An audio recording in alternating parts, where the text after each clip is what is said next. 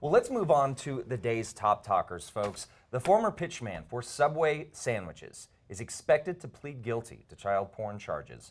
Law enforcement officials told CNN Tuesday that Jared Fogle will plead guilty on charges related to the possession of child pornography on Wednesday. Fogle became famous, of course, for losing weight by eating Subway sandwiches. Authorities raided his Indiana home in early July. Several computers and DVDs were seized at that time. Now, Subway suspended their relationship with Fogle immediately after this. However, the food chain tweeted out yesterday that, quote, "We no longer have a relationship with Jared and have no further comments." So they officially severed ties with him indefinitely. Fogle's arrest came just 2 months after Russell C. Taylor, the executive director of the Jared Foundation, was arrested in Indianapolis on federal child pornography charges. Fogle's attorney had no comment regarding the plea deal. He said any information regarding the charges would come from the attorney's office. Now remember, when this whole thing broke, Jared was just under investigation. Yes. You know, he was part of this. He said that, you know, he wanted to cooperate fully. When the executive director of the Jared Foundation, when he was arrested on these charges, Fogle came out stating he was shocked.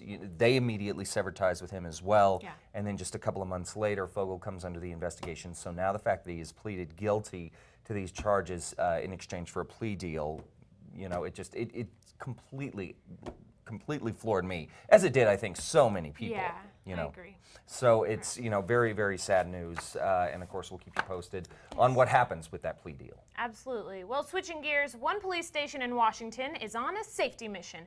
They've come up with a plan to make Craigslist transactions a little safer. The police department in Vancouver, Washington, and Clark County Sheriff's Office are now offering up their parking lots as safe exchange zones. The zones are well lit and have 24-hour surveillance, giving people who buy or sell items on Craigslist a safe place to finalize their transactions. One police officer says, quote, "It's a good alternative to going to a part of town you might not be familiar with," end quote. Washington isn't the only state creating these safe exchange zones. There are many towns creating them with ample lighting and video surveillance to facilitate the peer-to-peer commerce.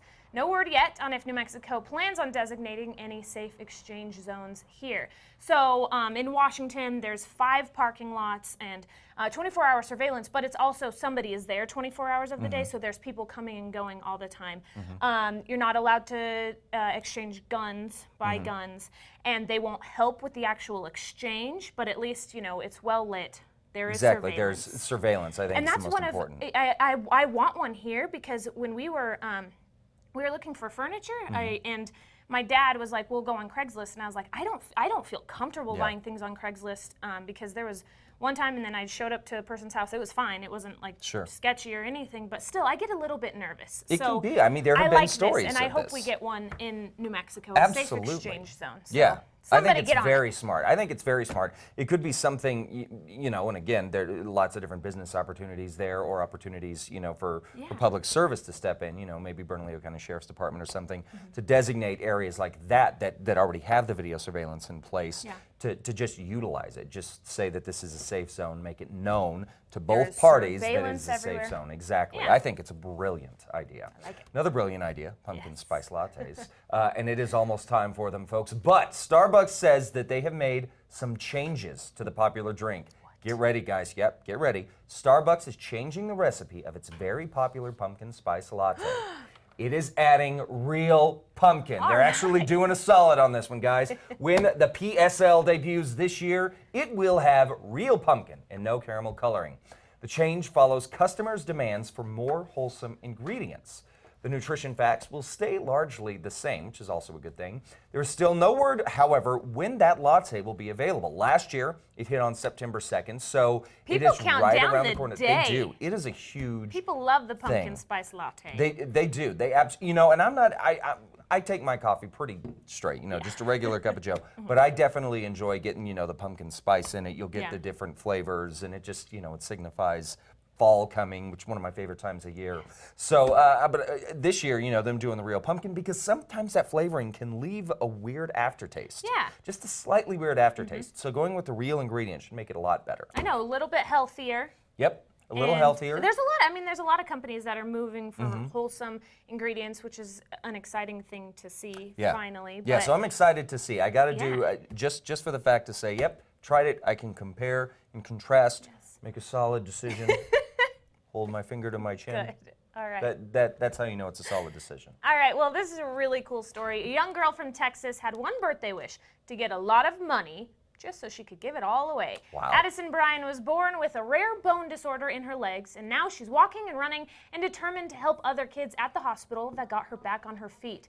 The 8-year-old with a big heart showed her gratitude by donating nearly $7,000 to the hospital, saying, "It's fun to help all the other kids, and it's a good thing to do for everybody." Her father calls the Texas Scottish Rite Hospital a really special place, saying the hospital sets up the stage to enable parents to focus on their children and not have to worry about all of the financial responsibilities. I said 7,000, I meant 70,000. 70,000. 70,000. Wow. Addison's goal was to raise $8,000, and she was able to collect $19,000 by opening a lemonade stand, and an anonymous couple was so impressed with the young girl's dedication that they donated $50,000 to her cause. So it was 70,000. I know I said 7, but $70,000 to the hospital that helped her out. Yeah. So what an amazing gift. it's a beautiful thing. And I have this friend who went to UNM as a child. He had cancer, and now he's kind of doing something similar. You know, for the kids, the dance, the big dance. He's one of the main organizers for that. That's great. So it's great to see, you know, these kids who had to go through this terrible thing, and they know what it's like, and then when they get up, they grow older and they want to give back to the hospital that gave them so much. And you know, funny, growing older, it's not like she's... Oh, she's you know, only 8. Yeah, exactly. Yeah. She's still, and amazing to be able at that age to have that kind of thought in paying it forward. Good on you, sweetheart. All right.